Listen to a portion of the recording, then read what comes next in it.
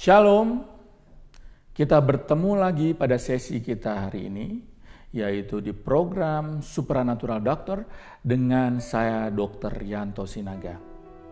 Hari ini kita masih tetap membahas tentang COVID. Saat ini COVID masih dalam keadaan yang tinggi. Kasus COVID belumlah menurun, padahal saat ini sudah dilakukan vaksinasi.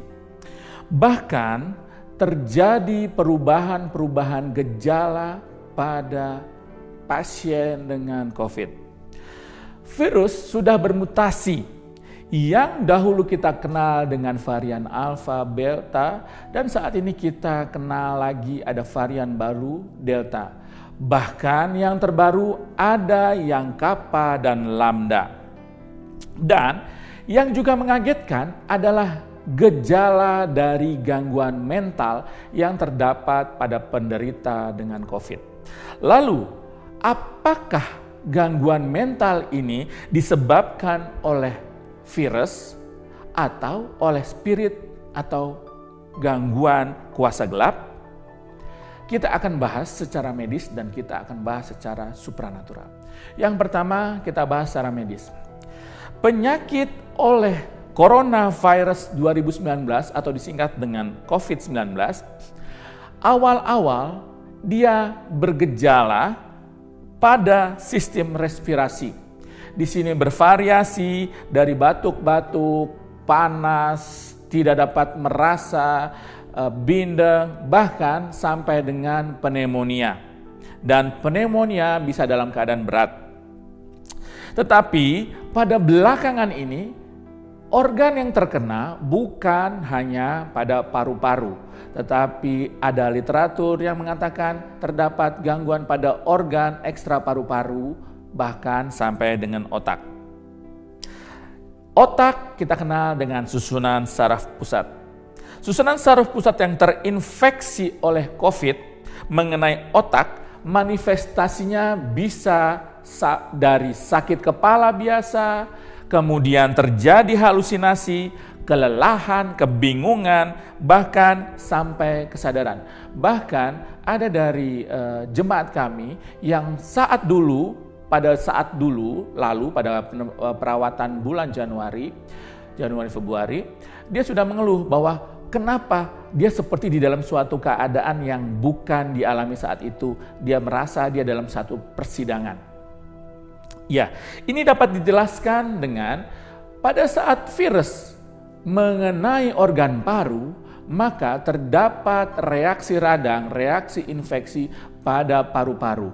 Kita tahu bahwa paru adalah tempat untuk bertransformasi atau oksigen yang kita hirup bertransformasi dihisap sampai dengan di alveolus, kemudian dihisap oleh pembuluh darah menjadi oksigen yang ada di darah. Dan bila oksigenasi ini turun, maka oksigen yang ke otak pun akan turun. Dan ini yang bisa bermanifestasi menjadi halusinasi dan lain-lain. Tetapi secara medis, yang kedua secara medis, bahwa virus ini pun dia menyerang reseptor angiotensin converting enzim 2. Dan ini kita kenal dengan ACE2, reseptor ACE2. Ini adalah titik utama atau poin masuknya virus COVID ini. Pada suatu penelitian yang dilakukan di Inggris dan Swedia, penelitian ini melakukan pewarnaan pada pasien-pasien yang meninggal, pasien COVID yang terdapat gangguan mental atau gangguan neurologi. Dia mewarnai otak pada pasien ini dengan pewarnaan imunohistokimia dan didapatkan bahwa terdapat keterlibatan daripada reseptor ACE2 ini pada sel perivaskuler atau pembuluh darah terkecil terpinggir daripada otak. Ini yang dikenal dengan brain parasite, di mana reseptor ACE2 di brain parasite ini terdapat reaksi radang, reaksi infeksi, sehingga dia mengganggu fungsi daripada pembuluh darah kapiler ini. Dan brain parasite ini kemudian ada pada beberapa penelitian dihubungkan dengan Alzheimer, di mana terjadi fungsi kognitif yang turun, yaitu kita kenal seperti pikun. Dan kesimpulan peneliti bahwa brain parasite adalah pintu masuk infeksi daripada COVID-19 ini pada susunan saraf pusat. Sehingga terjadi peradangan pada brain parasite, yaitu di pembuluh darah perifer yang terkecil pada otak, sehingga membuat penurunan fungsi daripada neurologi, sehingga terjadi gejala neurologikal, di mana terjadi gangguan pada pembuluh darah yang membuat pertahanan pada otak menurun, sehingga fungsi daripada otak terjadi gangguan. Lalu, bagaimana dari sudut pandang supranatural? Saudara-saudara, begitu cepatnya terjadi mutasi daripada virus ini yang kita kenal tadinya alfa, beta, kemudian delta, dan bahkan sekarang kappa dan lambda. Ini menjadi pendukung bahwa ada tangan-tangan yang bergerak di belakang layar sehingga penyakit ini menjadi pandemi dan di dalam waktu yang tidak pendek. Jadi awalnya yang pertama, COVID seperti menurun, tetapi kemudian tiba-tiba tinggi dan dengan luar biasa. Virus varian baru yang membuat kekejutan pertama-tama kita tahu di daerah Kudus, Indonesia. Dan Fire City mendapatkan pesan Tuhan, akan ada lolongan dan tangisan yang menyedihkan. Dan ini adalah alarm untuk gereja Tuhan. Dan Fire City sadar bahwa ini adalah peperangan. COVID adalah senjata buatan daripada IL. Tapi ini seizin daripada Tuhan. Kenapa? Supaya gereja-gereja sadar hidup adalah kesempatan dan hidup adalah anugerah. Untuk apa? Untuk kemuliaan nama Tuhan. Untuk kita menuntaskan destiny kita. Dan karena ini adalah seizin Tuhan, mari kita berdoa untuk kita minta belas kasihan Tuhan. Belas kasih Tuhan untuk memperpanjang waktu kita, untuk kita dapat merebut jiwa-jiwa yang terikat dan merebut jiwa-jiwa yang belum percaya kepada Tuhan Yesus. Sehingga saat ini pada Fire City kami ada program yang kita lakukan seperti REPA, yaitu doa berantai 24 jam. Dan kami juga mengadakan doa melalui Zoom bersama-sama tanpa denominasi gereja setiap jam 5 pagi. Dan ini sudah kita lakukan selama 1 bulan. Dan kami mengundang saudara-saudara siapa saja. Karena ini tidak tergantung daripada satu denominasi. Kita mau berdoa, kita doa unity, kita penuhi cawan doa kita untuk meminta belas kasih daripada Tuhan turun. Dan yang kedua saudara-saudara, hati-hati dengan waspada dengan kata palsu. Kita tahu pada waktu lalu sepertinya COVID sudah turun. Tetapi kita jangan lengah. Sepertinya COVID beres. Tetapi tiba-tiba tetap iblis menargetkan, mengeker, dan menembak. Dan kita jangan berdiam diri. Kita harus berlari lebih cepat. Kita jangan mau terintimidasi dengan pemberitaan-pemberitaan yang ada di media sosial ataupun di mana. Kita harus berlari lebih cepat lagi. Berita-berita tentang keparahan dari penyakit ini jangan menjadi intimidasi buat kita. Jangan membuat kita ketakutan. Yang dihubungkan dengan berbagai varian virus. Kita tahu bahwa beberapa varian virus dikatakan bahwa varian virus Delta akan menyebabkan banyak kematian, lebih parah, penularan lebih cepat, dan lain-lain. Sedang di dalam penelitian, saya membaca dari beberapa literatur, bahwa ini tidak dapat dibuktikan. Tidak didapatkan perbedaan pada angka morbiditas dan mortalitas pada berbagai varian virus ini. Ini saya dapatkan dari beberapa literatur. Pada penelitian yang saya baca pada literatur, tidak didapatkan perbedaan pada angka morbiditas dan mortalitas pada berbagai varian daripada virus ini. Artinya adalah, walaupun penyakit ini disebabkan oleh varian yang berbeda, tetapi pada penelitian tidak didapatkan perbedaan mengenai angka kesakitan dan angka kematian disebabkan oleh virus, oleh penyakit ini. Bahkan karena saya dokter kandungan, saya mendapatkan penelitian, mendapatkan literatur yang menyatakan bahwa dengan varian-varian yang berbeda tidak didapatkan gangguan pada kehamilan, atau apakah resiko pada kehamilan lebih parah di antara varian-varian ini. Dan juga saya dapatkan pada penelitian di Amerika pada akhir tahun 2020, ternyata gangguan mental meningkat pada keadaan pandemi selama coronavirus ini.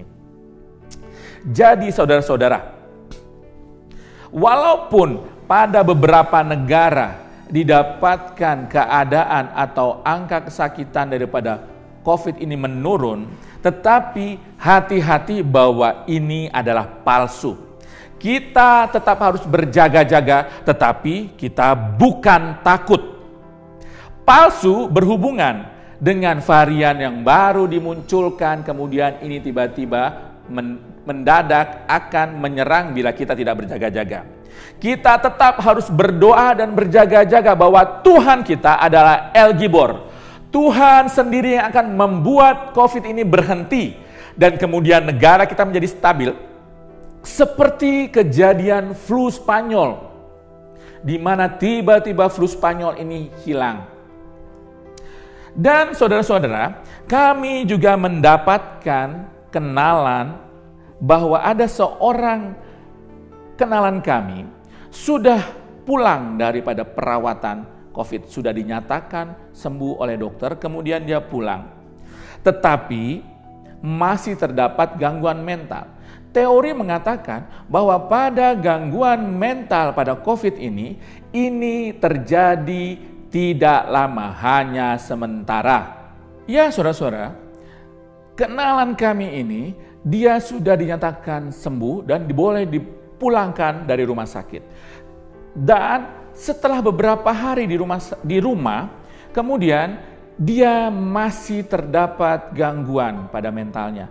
Bahkan kami mendapatkan kabar bahwa dia pergi dari rumah dengan tidak memakai sepatu. Dan dia ditemukan dalam keadaan di depan daripada ruko-ruko tanpa diketahui saat itu dijemput oleh keluarganya. Juga pada dia tidak mau didoakan karena bagian kita adalah untuk mendoakan. Saya mencoba untuk melakukan video call untuk berdoa tapi tidak ditanggapi.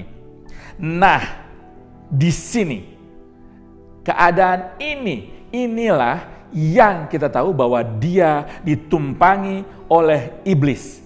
Iblis menguasai spirit dan jiwanya tertawan.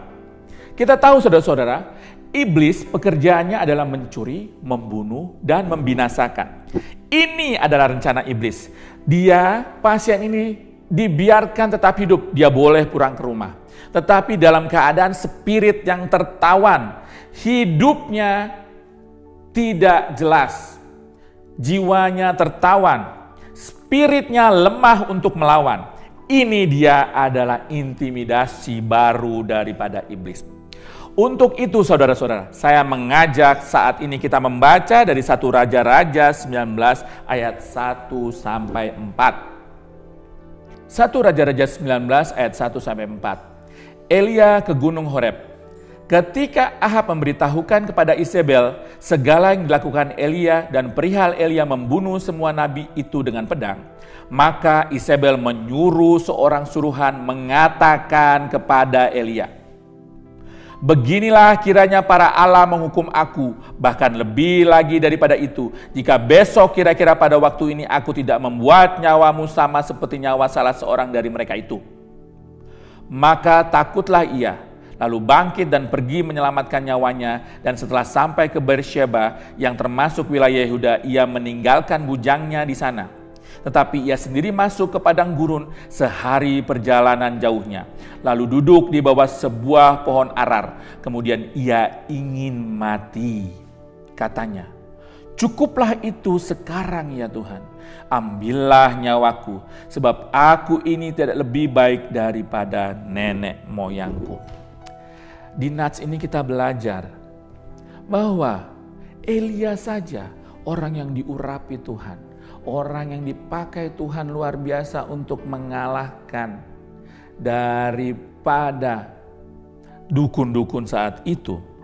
Bahkan setelah Elia mendapatkan kemenangan, Isabel menyuruh suruhannya untuk mengintimidasi Elia.